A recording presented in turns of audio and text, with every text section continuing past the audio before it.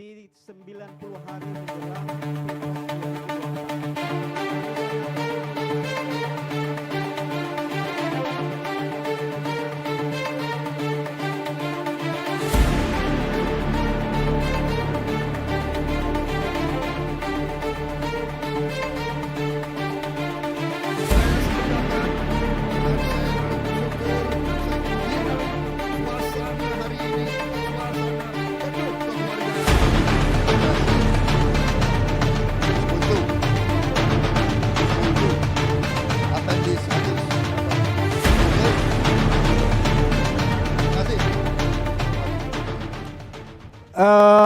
Elektabilitas Prabowo juga mengalami kenaikan di pemilih milenial, ya.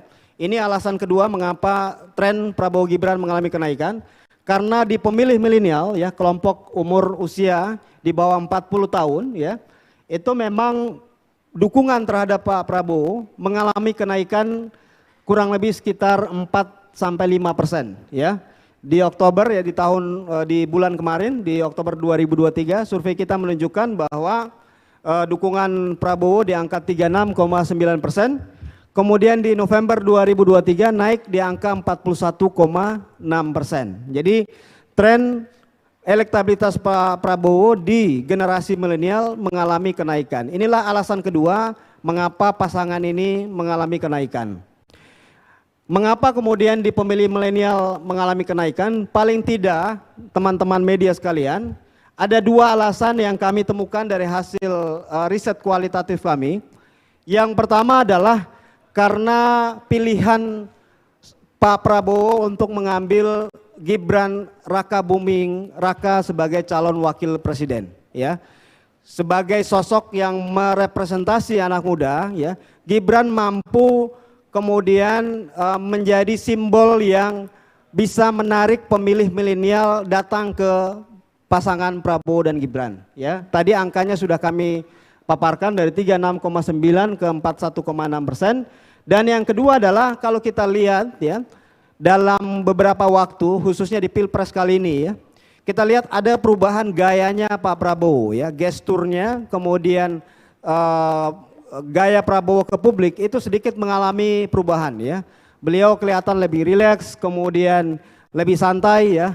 Banyak joget-jogetnya, ya. Kemudian juga muncul julukan-julukan, misalnya julukan Gemoy itu. Ini juga bagian dari beberapa gimmick-gimmick yang kemudian menguatkan pilihan Prabowo di pemilih milenial. Ini alasan kedua. Ada mulai bekerjanya Gibran Effect, ya. Gibran Effect atau efek Gibran, ya, terhadap elektabilitas pasangan Prabowo Gibran, ya. Jadi kita melihat semakin diserang justru Gibran semakin populer, ya. Kita punya datanya di dua perbandingan, ya, di survei Oktober dan survei November 2023, ya. Di survei Oktober 2023 itu popularitas Gibran di angka 69,4%. Jadi Gibran dikenal di bawah 70% populasi pemilih di Indonesia. Dan tingkat kesukaan di angka 77,8%, ya.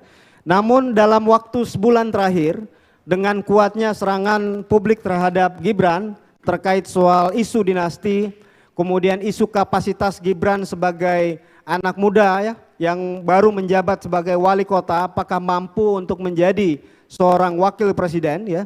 Kritik-kritik itu begitu tajam, begitu kuat, begitu masif terhadap Gibran. Namun survei menunjukkan sebaliknya, ya. Justru popularitas Gibran makin tinggi, ya. Dari 69,4% naik ke 87,1%. Jadi sudah di atas 70% popularitas Gibran saat ini dengan tingkat kesukaan relatif stabil di angka 77%, ya. Kalau kita lihat angka memang sedikit berkurang dari 77,8 tapi ke 77%. Namun dalam survei ini adalah angka yang masih kita anggap dalam margin error sehingga disimpulkan bahwa kesukaannya relatif stabil, ya. Walaupun di tingkat pemilih kelas menengah atas secara pendidikan mungkin tingkat kesukaannya makin berkurang, namun di kelas menengah bawah tingkat kesukaannya makin tinggi, ya. Sehingga dia bisa mengkompensasi secara agregat kesukaan terhadap Gibran relatif stabil di angka 77%. Kemudian yang keempat, efek Gibran yang kedua adalah kita melihat ya masuknya Gibran sebagai calon wakil presiden ini mampu menguatkan pasangan Prabowo Gibran di segmen-segmen pemilih tertentu ya.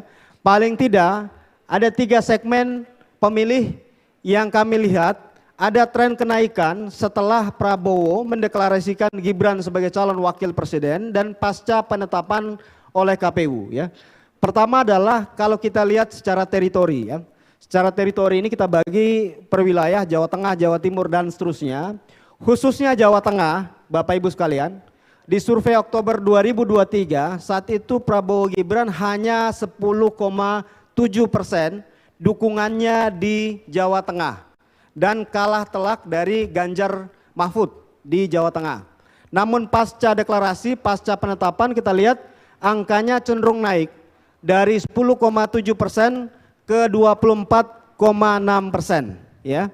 Jadi 10,7% ke 24,6% ada kenaikan elektabilitas Prabowo Gibran di teritori Jawa Tengah.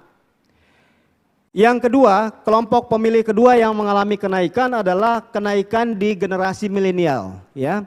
Tadi sebelumnya sudah kita lihat datanya ya secara gamblang pasangan ini.